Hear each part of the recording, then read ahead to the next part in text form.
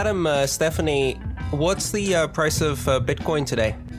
Oh, don't answer that. It's a rhetorical question. We have no idea. We have absolutely no clue. It depends on who you ask, right?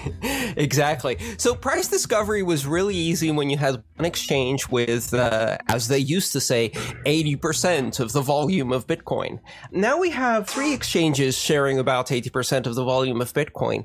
That theoretically should offer better price discovery. Unfortunately, Mt. Gox is still at quite a difference from the other 2 exchanges. So this is a phenomenon that's developed over the last month, and I think it's rather interesting. We see this enormous spread in prices between Mt. Gox and the other exchanges. So why is this happening, and what does it mean for Bitcoin? What do you guys think? I have a theory. I think the prices on each exchange is basically directly proportional to how difficult or easy it is to get fiat money in or out of the exchange.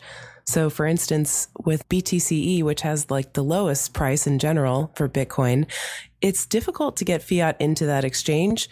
It's kind of like arduous and like nobody wants to do it, maybe a little sketchy. As a result, the price of Bitcoin is really low. On the other hand, with Mt. Gox, you can get money into it, but good luck getting it out. There have been people waiting to get money out of fiat money, out of Mt. Gox for the longest time. So really their only option, if they have fiat in that exchange, is to buy Bitcoins and then withdraw the Bitcoins. That then drives the price of Bitcoin up.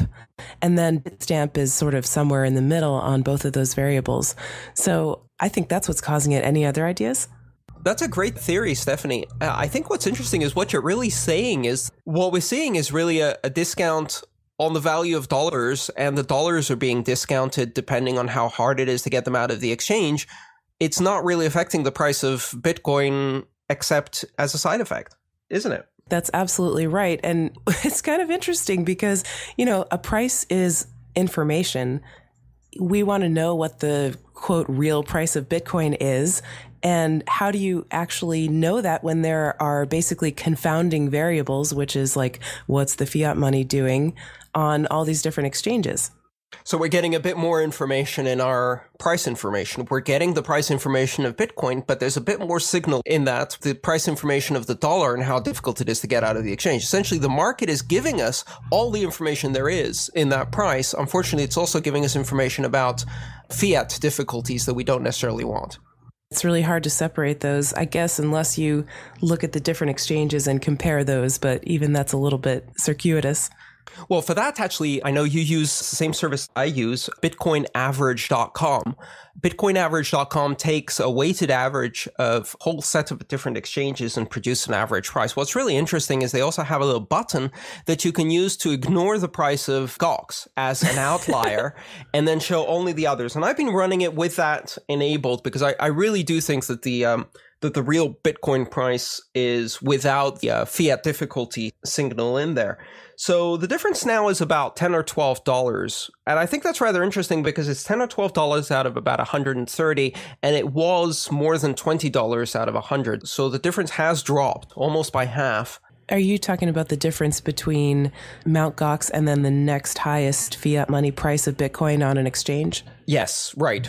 I was calculating it based on the average with or without Mt. Gox, but it's almost the same really with what you just said. And when you say that bitcoinaverage.com is a weighted average, what that means is they actually analyze the volume of trading on each exchange. And it's kind of handy. They'll show you the percentage of Bitcoins are being traded on which exchange.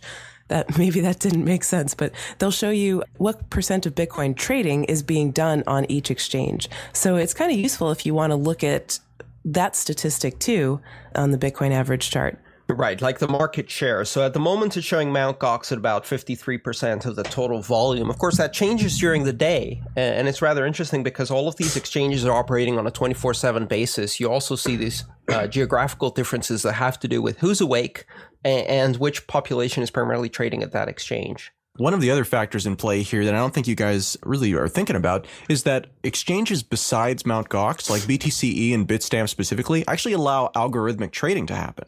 So it's sort of natural that in these places where you can have essentially robots trading 24 hours a day, acting on very, very low level signals, the volatility goes way down because, again, you've got these people waiting there to scoop up the couple of cents profit that they think that they can make in an automated fashion. So Mt. Gox, I don't believe, does that. They've got an order book where you can put orders on, and then as the price moves, it can queue through them. But that's a little bit of a different thing. Right, exactly. So one of the mechanisms for smoothing out price volatility is algorithmic trading. So it can operate as a way to smooth out these bumps. Another way to smooth out these bumps is a practice called arbitrage, which is where humans who notice the difference in price between exchanges essentially take advantage of that by moving the commodity that's being traded from one exchange to the other, buying it where it's low and selling it where it's high. Unfortunately, arbitrage is not really possible to do, because you can do arbitrage here on the Bitcoin side. You can buy Bitcoin somewhere, move it, and then sell it somewhere else.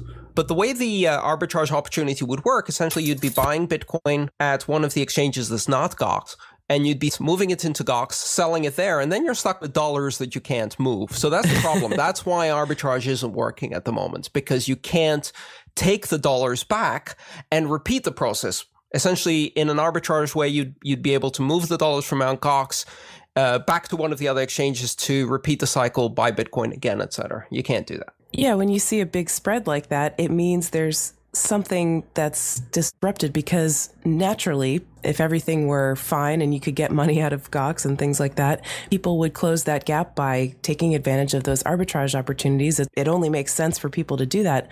But the fact that they can't means that there is this big spread, and it's kind of like an interesting phenomenon. You know, beyond that, the word on Twitter, and it's funny that we use Twitter as a source now, but there are a couple of people who are doing some interesting research into there and tracking order books and things like that.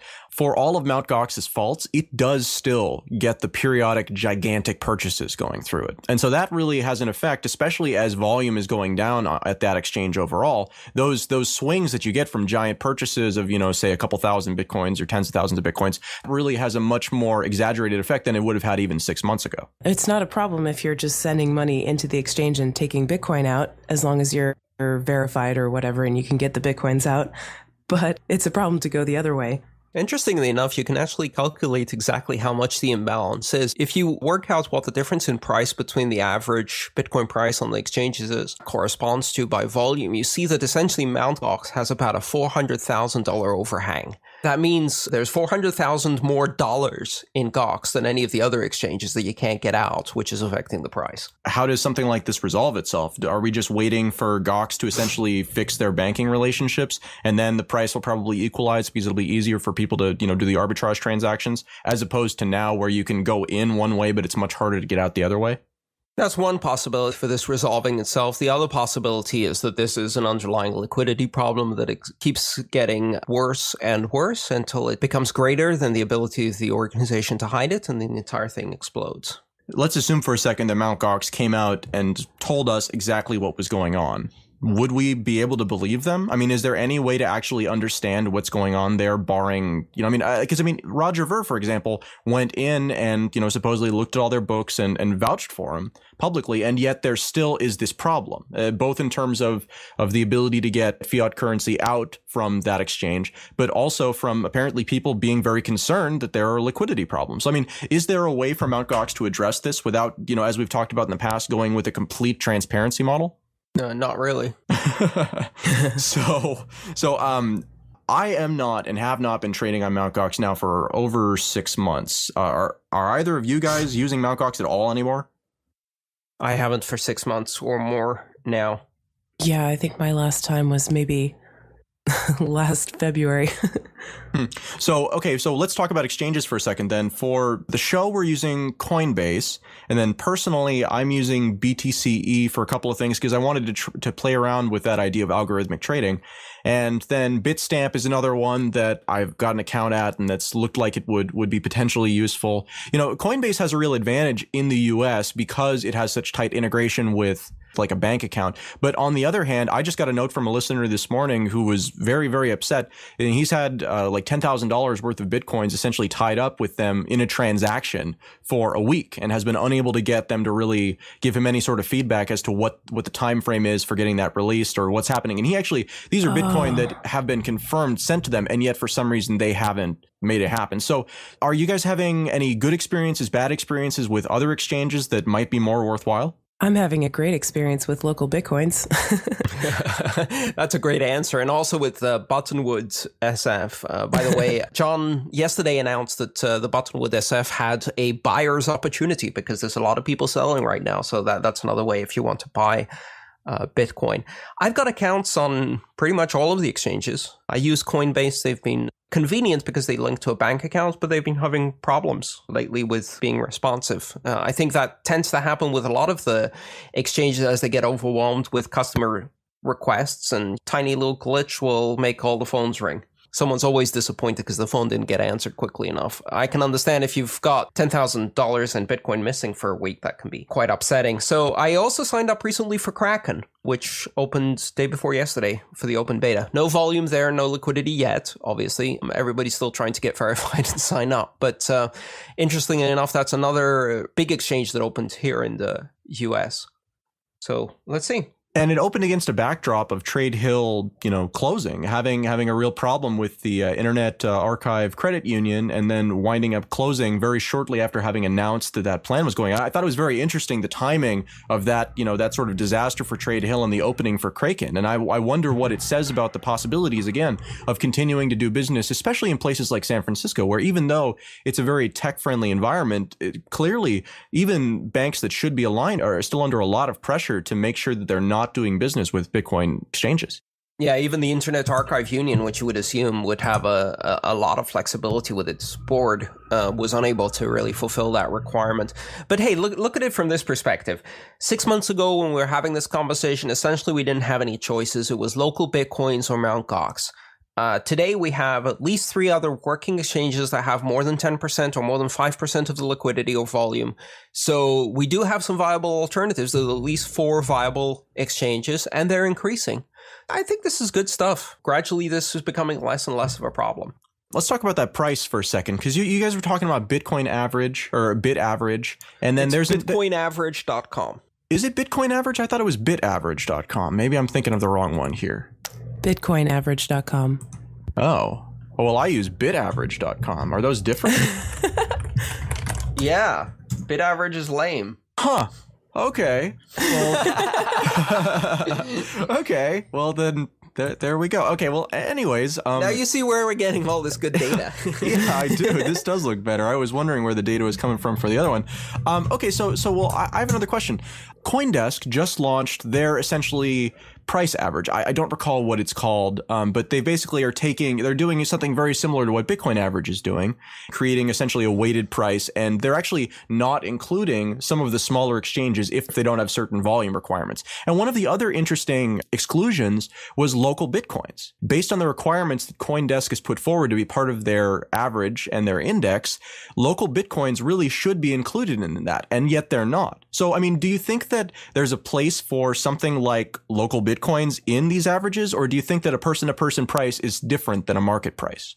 Aren't all market prices essentially person-to-person prices when you kind of break it down? The interesting thing about local Bitcoins is you can set your price any way you want. You can have Mt. Gox spot, you can have Mt. Gox plus 20%, you can have BTCE price, you can have CampEX, anything you want. And really, the price of a Bitcoin is what someone is willing to pay for it. And so what better way to work that out than kind of directly from individual to individual? So absolutely, I think there's a place for exchanges like local Bitcoins in a Bitcoin average. Local Bitcoins is in the bitcoinaverage.com average. Local Bitcoins is higher than the average, but still less than Gox. So essentially, you're reflecting 3 levels of difficulty. Get it easy on one of the exchanges that isn't Gox. Get it via local Bitcoins, where you have to go all the way to the cafe and you're paying a premium for that. Or get it by Gox, where you're likely to get Goxed and you're paying a double premium for that. Jesus.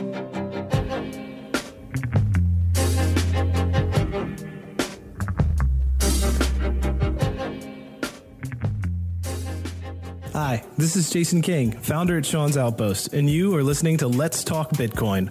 Sean's Outpost is a homeless outreach in Pensacola, Florida, and we are proudly powered by Bitcoin. To date, over 13,000 meals have been fed to the homeless in our area, all purchased with Bitcoin and through the generosity of the cryptocurrency community. Read more about us at seansoutpost.com. Food, shelter, Bitcoin, everybody. Sean'sOutpost.com.